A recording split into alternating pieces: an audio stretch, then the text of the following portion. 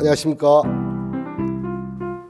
장수의 길을 인도하는 솔고 헬스케어 장수길입니다.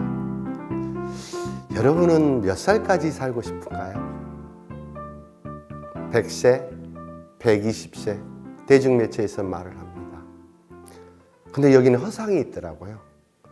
2024년 8월 통계청 조사 결과 80세까지 생존율은 30%, 100명에서 30명입니다.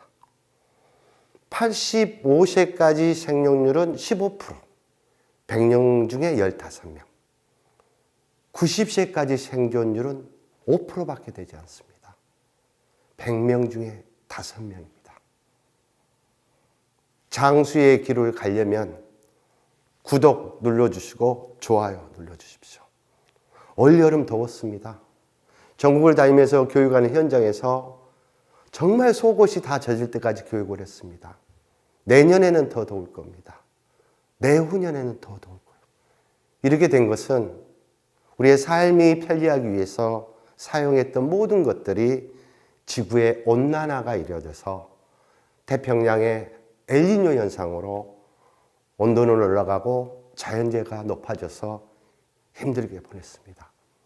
그런데 올 가을에서 겨울로 넘어가는 과정은 엘니뇨의 반대인 라니뇨가 형성이 된다고 합니다. 수온이 내려가고 한파가 찾아온답니다. 이 추워지면 지구상에 사는 모든 생물의 변화가 일어납니다. 살기 위해서 변화가 일어나는 거예요. 예를 든다면 올여름, 가을, 서해안, 남해안에 가보면 그 갯벌에 그 많은 개, 망둥어, 짱뚱어, 다슬기 그렇게 많았습니다. 하지만 찬바람이 불기 시작하면 날씨가 추워지면 하나도 없이 사라져 버립니다. 왜 사라지냐? 살기 위해서 땅속 깊숙이 들어가서 체온을 유지하는 거죠.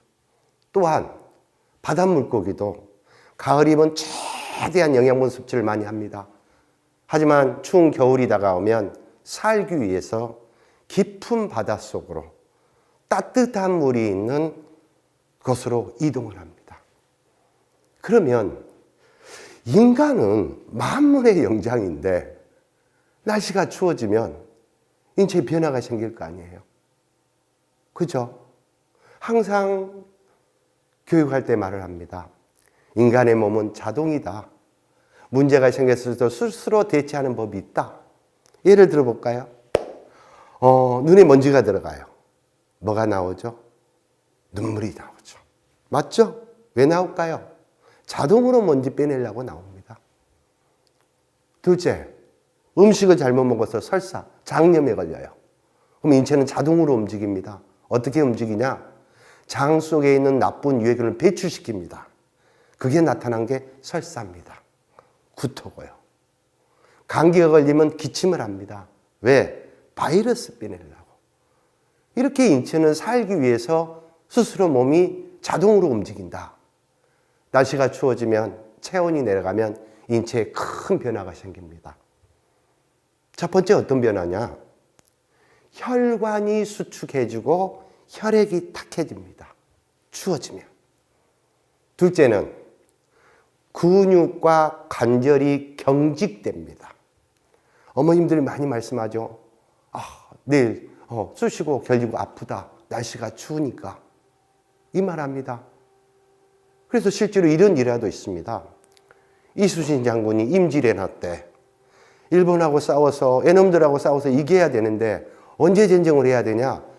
비가 올 때 전쟁을 해야 돼요. 그래야 이길 수 있어요. 그래서 이순신 장군이 어떻게 했냐? 나이 많은 병사들을 한쪽에 싹 모아놨습니다. 그리고 나서 어느 날 갑자기 몸이 쑤시고 결리면 말을 해라. 그랬더니 병사들이 너나 나나 할 거 없이 어느 날 갑자기 쑤시고 결린다는 거예요. 그걸 아는 이순신 장군이 그 다음날 비가 온다 해서 애놈들을 무찌른 경험이 있습니다. 셋째는 날씨가 차가워지면 기온이 내려가면 심장박동이 빨라집니다. 우리가 알아야 됩니다. 왜 심장박동이 빨라지냐? 추워지면 체온이 내려가기 때문에 손발의 피순환이 잘 안 돼요. 그럼 피순환을 보내야 되기 때문에 심장박동이 빨라고 혈관이 수축돼야 손발까지 피를 보낼 수 있는 거예요. 그런데 심장박동이 빨라지면 심장에 이상이 일어날 수 있어요. 또 하나, 날씨가 추워지면 혈이, 피가 내장으로 다 모이게 되어 있습니다. 그래서 뱃속에 너무나 많은 피가 오면 또 혈압이 생길 수 있고 또 지방이 축적될 수도 있습니다. 또 하나, 날씨가 추워지면 기도가 좁아집니다. 기도가 좁아진다는 것은 찬 공기를 많이 못 오게 예방을 하는 겁니다. 이런 일화도 있습니다. 6.25 전쟁 때 저기 낙동강까지 밀렸다가 메가더 장군이 인천 상륙작전을 통해서 다시 평양을 수복하고 개마고원까지 올라갔어요. 근데 중공군이 침투했습니다. 근데 무슨 일이 있었냐면 제대로 미국군이 전쟁도 못하고 다 후퇴를 했어요. 후퇴한 이유는 뭐냐? 미국 놈들이 코가 커서 그렇습니다.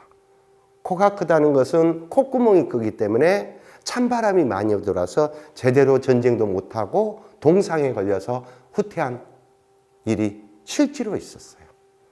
또 하나, 날씨가 추워지면 콧물이 많이 나오고 소변량이 많습니다. 경험하셨을 겁니다. 추우면 화장실 자주 갑니다.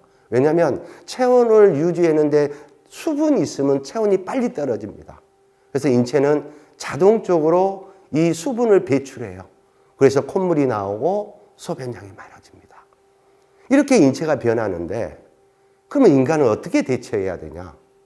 물론 대처하죠. 두꺼운 옷을 입고 장갑을 끼고 모자를 쓰고 이 정도는 안 된다는 겁니다.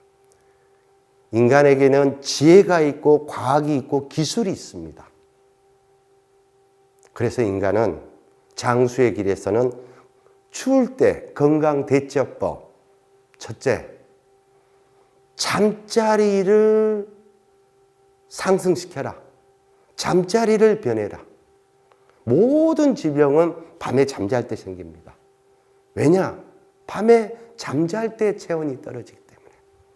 밤이면 통증이 많이 옵니다. 밤이면 열도 많이 납니다. 왜 그러냐? 낮에 묻혀온 바이러스와 밤에 내 몸에 있는 면역세포, 백혈구가 싸우기 때문에 통증이 있고 열이 있는 겁니다. 하지만 기능성 잠자리를 사용해서 내 몸의 건강을 해주는 좋은 열, 좋은 것들을 내 몸에 넣어줬을 때는 밤에 잠자면서 병균을 이겨낼 수도 있다는 것. 심지어 밤에 사람이 많이 죽은 이유도 잠자리와 연관성 있습니다. 첫 번째, 좋은 잠자리, 기능성 잠자리를 추천합니다. 두 번째는 적당한 운동과 단백질을 섭취해야 됩니다. 왜냐하면 적당한 운동을 해야 근육이 만들어져요. 근육이 만들어져야 체온이 올라갑니다. 그러면 근육을 만들려면 뭘 먹어야 되냐면 단백질을 먹어요. 감히 추천합니다. 꼭 하루에 달걀 2개 드십시오. 아니면 두부라도 드십시오. 또 고기 많이 드십시오. 단백질 섭취를 해야 됩니다. 셋째는 면역력입니다. 면역을 높이는 것은 히포크라테스가 그 말을 했습니다. 모든 질병은 장에서 시작된다. 장은 우리 인체의 면역의 80%를 담당합니다. 그래서 혹시 집에 있는 장을 좋게 하는 유산균 같은 제품들 있죠? 꾸준히 추워질 때 섭취를 하십시오. 면역성을 올리기 위해서. 다음은 따뜻한 물을 드십시오. 찬물을 먹었을 때 체온이 날아갑니다. 이왕이면 따뜻한 물을 먹을 때 기능수를 드십시오. 요즘 굉장히 유행한 거 있죠? 천연 항산화제. 먹기만 해도 활성산소 제거하는 물 있죠? 수소수라는 말 많이 들어봤습니다. 들어봤을 겁니다. 이왕이면 따뜻한 수소수로 따뜻한 열을 나게 하는 차, 따뜻한 물을 많이 드시라는 거. 그리고 또 하나는 우리가 똑같은 음식을 먹어도 열을 나게 하는 음식이 있어요. 그게 바로 뭐냐면 삼계탕, 갈비탕, 곰탕, 떡국, 부대찌개 이런 것들은 똑같은 음식이지만 내가 먹었을 때 속에서 열이 납니다. 또 하나는 차를 먹어도 몸이 따뜻해져요. 다 알 거예요. 생강차, 유자차, 허브차, 홍차. 날씨가 차가워지면 차도 이런 종류의 차를 먹어야 된다는 것. 하지만 장수의 길은 특히 두 가지를 말합니다. 첫째, 인체에서 체온이 최고 내려갈 때가 밤이다. 잠자리에 관심을 많이 가져라. 두 번째는 도라지과에 있는 인삼이나 홍삼도 체온을 올리는 겁니다. 인삼보다는 홍삼이 낫고 홍삼보다 더 좋은 것은 동양의 불로초라는 산삼이란 것도 있습니다. 이름만 들어도 가슴이 설렐 겁니다. 이게 어떻게 오늘 교육 잘 드셨어요? 날씨가 쌀쌀해진 이때 따뜻한 인삼차, 홍차 한잔 하시면서 기능성이 들어가 있는 따뜻한 매트에서 밤을 보내본 것은 어떨까요? 감사합니다.